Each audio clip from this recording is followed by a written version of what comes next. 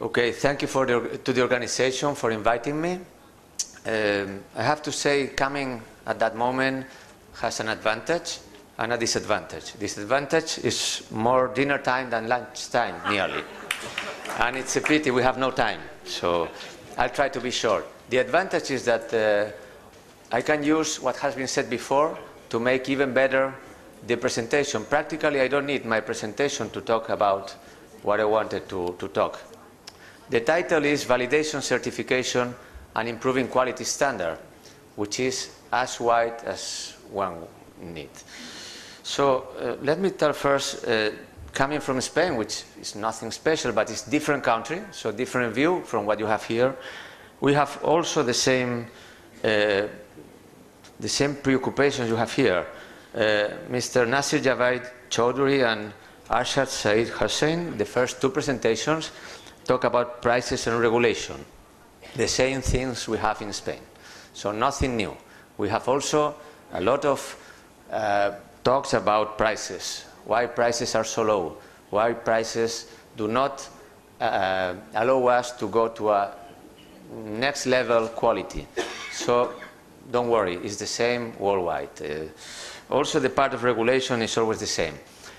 Surprisingly here you are asking the regulators to increase the level, while in Europe they are asking to lower the level. So here it's a little bit different. Okay, let's see very quick what I have prepared. I said very quick because I'm going to jump from one slide to the other. The presentation is available for those of you who want it without problems. First of all, we are talking about improving quality. What's quality? Also, it's been talked to who was the speaker? Let me see. Yes, we have Mr. Sahid Said from Indus, who was talking to us about the two ways and PICS, regulators and industry. Let me say that industry is key. Regulators are something that is not should be forgotten, but is overall. What we need is industry to do things well. Later, regulators will just confirm everything is well. So, first of all, GMPs. It should be included in the quality of the product. We are not. Someone asked a question before. GMPs should be included in the quality of the product. Well, are key. Without GMPs, we would not go ahead, and we would not be in this industry. So, what are GMPs? Something that we don't know very well, but at the beginning, no need for GMPs. We were doing remedies in a way always the same. But as we are going more and more to industrialization, we needed certain regulations to be common. These are the GMPs. So starting in the 60s in US as a starting point, and in 92 being adopted by European Union, also common to all members. I'm going to tell you something about that year 92, what happened in Spain. So we talk about GMPs in general, GXP, because it has been developed with some other parts of GMP. What are, in short, GMPs? A set of rules that tell us how to do things so that quality is always there. This is the real definition of GMPs. Forget about the rest. Should be there and should allow us to do a repeatable quality product. What is the scope? Okay, personnel, premises, machinery, equipment. Has been talked before. I will talk later about personnel. This is important as well. Or I would say the most important part of GMPs. What we need is that we follow the same procedures. No improvisation. The art should be kept at home. If we want to be artists, let's paint, not produce medicines. So medicines have to be done always the same way in a reproducible manner. In summary, we have to write, to follow, to design, record, maintain, control. And then we introduce something interesting that was in the title, validation. Why validate? We follow GMPs. Well, it's clear. We have to validate because we cannot have all the possible things happening in a way. So we have to check it's stable, it's reliable, and it goes always the same way. With the high degree of technology that we have built in our facilities, we can not only be logical, do things with the common sense. We always hear, well, this is only common sense. What is common sense? Is the operator common sense? Is the boss common sense is the regulator common sense. So we have to agree on what's that. And that's why we need, as this logical is far away from being understood, we have to talk about validation and qualification. It's the only way to prove what we do is correct. So we have GMPs to tell us what to do, and validation to check and to prove this works as it should. So remember, and it has been said very well by Mr. Javait, quality has to be built in the product from the beginning. I can test 1,000 times a product. If the quality is not there, I will not find it. Only one time I do the things in the proper way, it's enough. I don't need to test.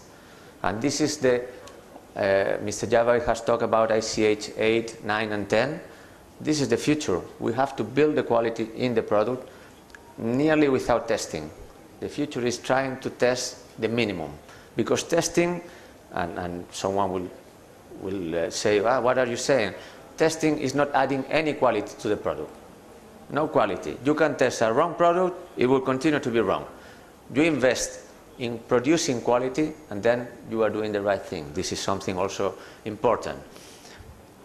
So that's why we do validation, to check everything goes as it should. Going immediately, we have quality assurance as an independent department. It was very well said in the previous presentation. Quality assurance has to got the power in the company, even in front of the owner. Has to be independent and has to be a very important power. Being able to say no, this is not correct, rejecting a batch. How many of you have been in quality assurance?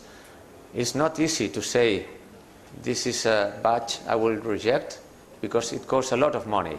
And it has been said always, we are working in pharmaceutical industry. It has to be profitable. If not, it won't be an industry. We have to close. So quality assurance being independent, GMP is part of the things to do with this quality assurance department, and validation as an important part of these GMPs. The concept of validation, you know, no need to repeat. We have to have documentary evidence that something is doing what was pre-established, and always in a reproducible manner. This is the key, the 3 words that I have highlighted here. If it's not documented, it's not validation, will be testing, will be other thing. If it's not pre-established, it's a different thing. These people that says, I'm going to validate this whatever, this process, what are the limits? I'll see what I get, and then I'll fix the limit. No, look, this is not validation. In validation, you have to know what you're going to get before doing it. And reproducible. How many times? 1, 2, 3, 1,000. The new GMPs don't talk about 3 batches. This has been forgotten.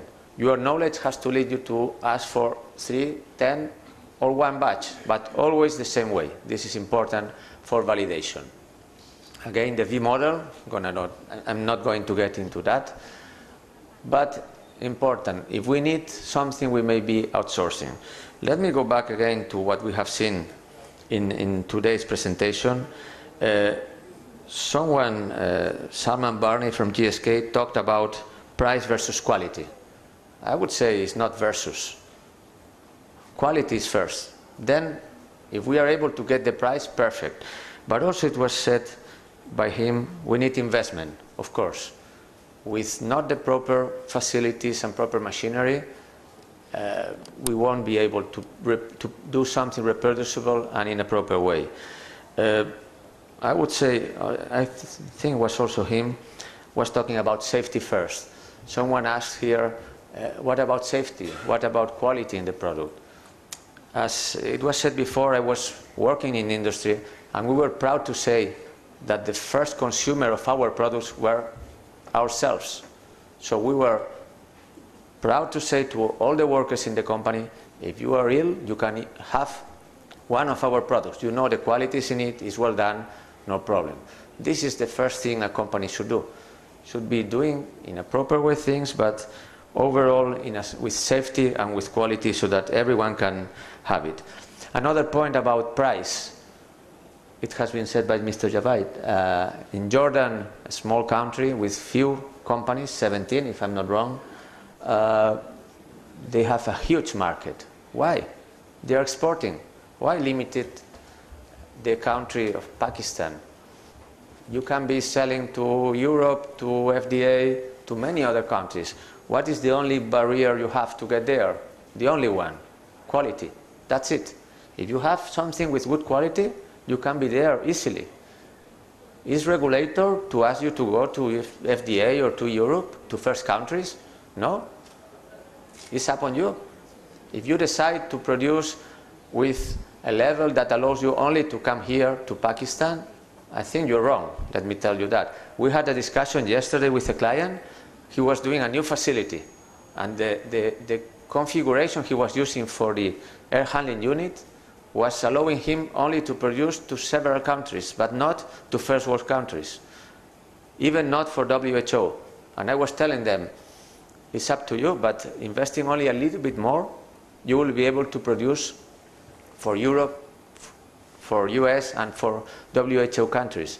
I think it's not a matter of asking the regulators to increase the level. It's a matter of us ourselves. Why we are not producing at this higher level?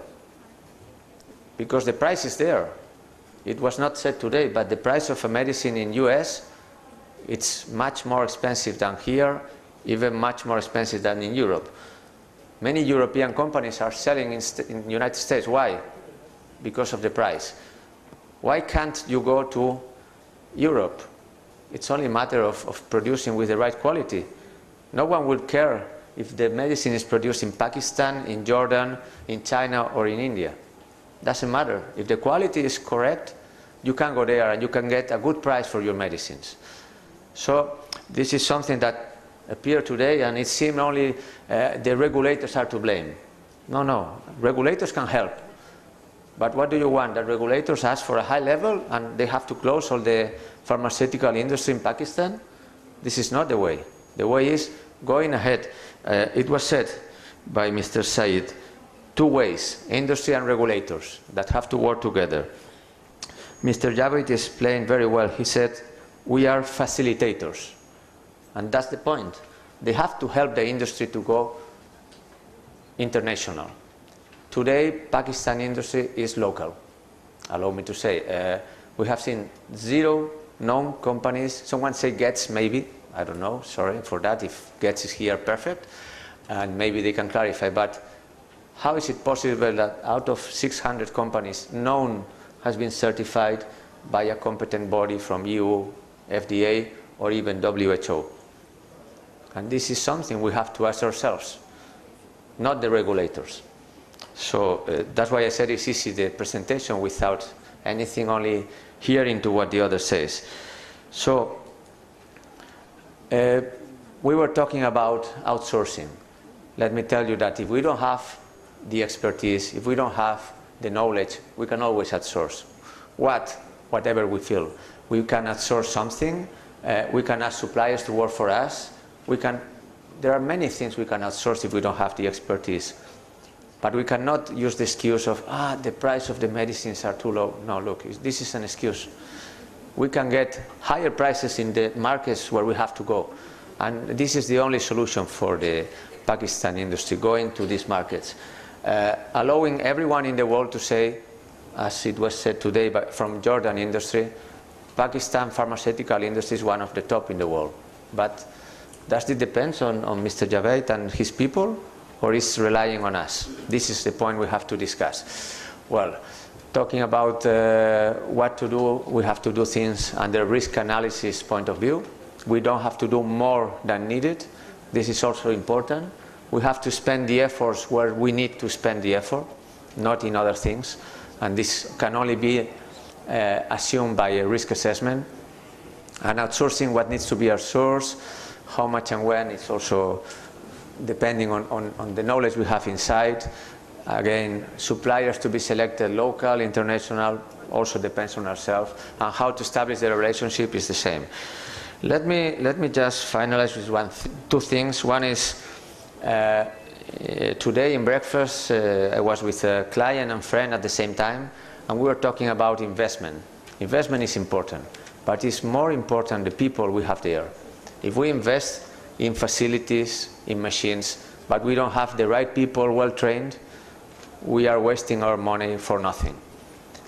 because people are finally the ones that make the difference. I've been auditing many different facilities. I have seen very nice facilities in certain countries. China, very well-run facilities with good people, and at the same time, some people that were not doing things that well.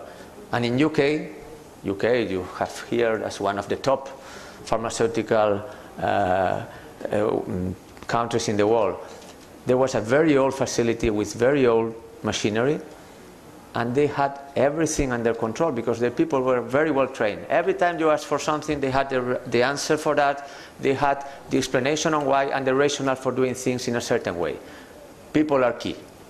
Today, not many talks have been talking about people, but remember, your people have to be trained in a proper way, following the right GMPs and being real. You are ambassador in front of any authority. If authority comes and asks them what you're doing, they should be talking freely and explaining what they do, because they have to be sure this is what they should be doing. And last, I was saying I was going to talk to you about 92. In Spain, in 92, arrived the PIC's certification for our inspectors, and in the same time, we were getting into European Union. Spain was far below the level of the others. We were far away from UK, from Germany, and we had to improve. And the regulators had a problem. What should we do? If we ask for the level, and they know what the level was, we should close 80% of the pharmaceutical industry. If we don't ask for the level, we are out of the game. So what they did is exactly that word, facilitate. So they were making plans with the industry saying, okay, I give you that time to increase your level, I give you that time to do investment on that. Depending on the problem the company had, I'm not giving you any solution, it's just what happened in Spain. Depending on the level where the company was, they were asking for certain things to be done in a moment or later. And in some cases they were saying, you can no longer produce this product here. Very easy. If a company was producing only one injectable and tablets and some other things, they were saying, this injectable you should outsource, you must outsource to someone else, someone that is producing injectables. Why? They could not afford the technology, the investment, the knowledge that you need to produce an injectable if you only produce one. So finally, some companies closed. Obviously, not all of them could continue, but most of the companies did these changes, were following the instructions of the regulators, always wise instructions to little by little do evolution, not revolution. And finally, they arrived to be in the EU without problems. Today, if you have a product from Spain, it's a product that goes to all Europe without any additional inspection. Now said so, from 92, you have to have seen how the industry was. So my advice is little by little, study where you are and where you want to go, and try to do things because you should do them, not because regulator comes to ask them for. If anyone wants the presentation later, I can share it with you. Thank you.